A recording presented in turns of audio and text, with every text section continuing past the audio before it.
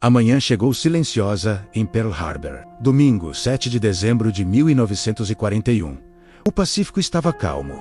Calmo demais. Aquele tipo de silêncio que engana, que faz homens acreditarem que estão seguros. Couraçados repousavam no porto como monumentos de aço e confiança, seus cascos refletindo a luz suave do início do dia. Os marinheiros se moviam sem pressa, alguns ainda sonolentos, outros rindo, escrevendo cartas, pensando no café da manhã. Os motores permaneciam frios e as armas sem tripulação. Todos acreditavam que a guerra estava a um oceano de distância. A América acreditava que a distância era proteção. O primeiro som não destruiu essa certeza.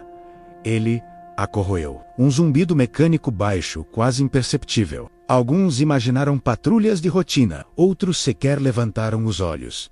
Voos de treinamento eram comuns. Domingos eram previsíveis.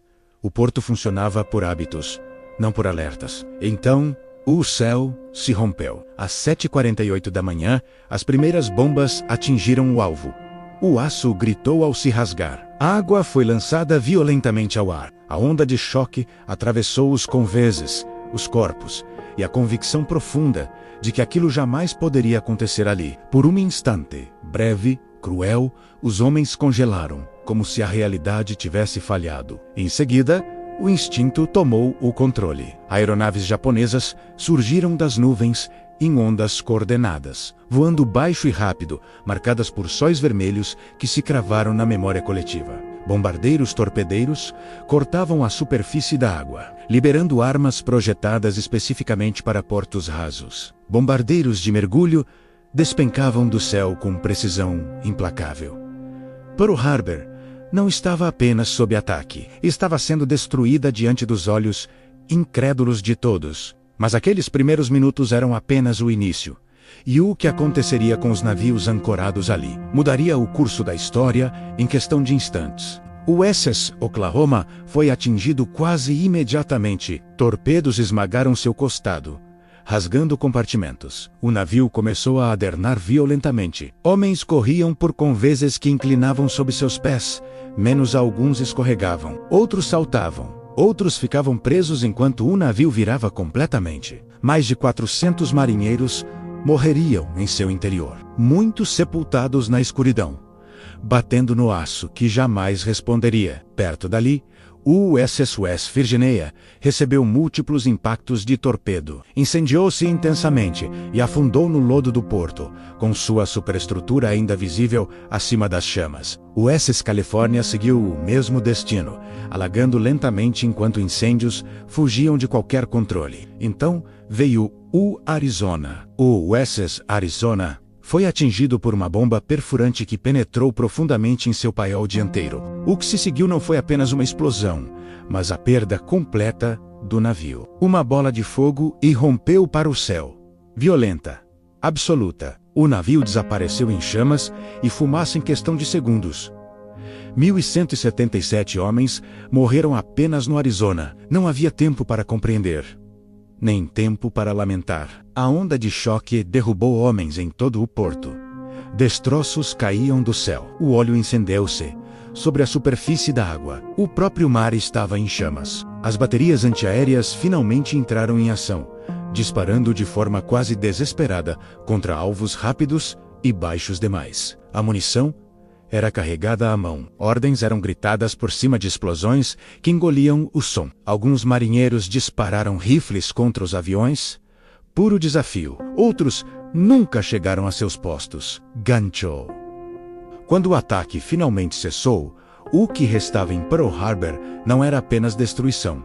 Era silêncio, choque e uma pergunta sem resposta. Os hospitais se encheram instantaneamente. Médicos atendiam nos corredores, no chão ou em qualquer espaço disponível. Os feridos chegavam queimados, sangrando, atordoados, fazendo a mesma pergunta repetidas vezes.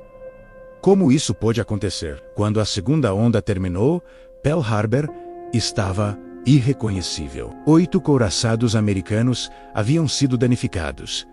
4 afundaram: o Arizona, o Oklahoma, o West Virginia e o Califórnia. Mais de 2.400 americanos estavam mortos, quase outros 1.200 haviam sido feridos. O porto estava tomado por fumaça, destroços e silêncio. Aquele tipo de silêncio que vem depois da incredulidade. Quando o último avião japonês virou em direção ao horizonte, deixou para trás algo pior do que a destruição. Deixou a certeza de que a América já não era intocável. Naquela tarde, marinheiros permaneceram na costa, observando os incêndios onde seus navios haviam estado. A água coberta de óleo refletia o céu, como um espelho quebrado. Alguns homens encaravam a cena em silêncio. Outros procuravam amigos que nunca responderiam. Pearl Harbor não foi apenas um ataque.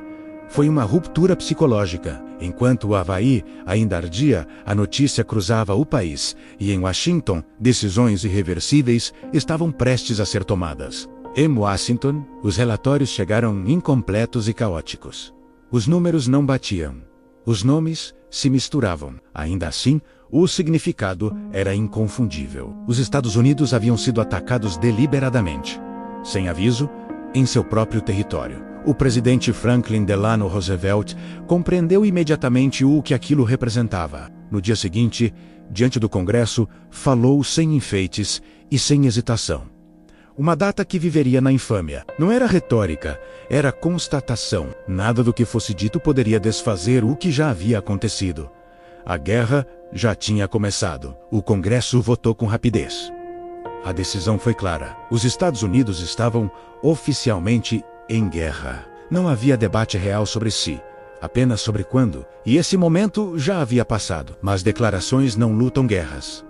Homens lutam. Em todo o país, jovens começaram a se apresentar nos escritórios de recrutamento. Alguns movidos pela raiva, outros pelo dever, outros porque a história havia fechado todas as outras portas.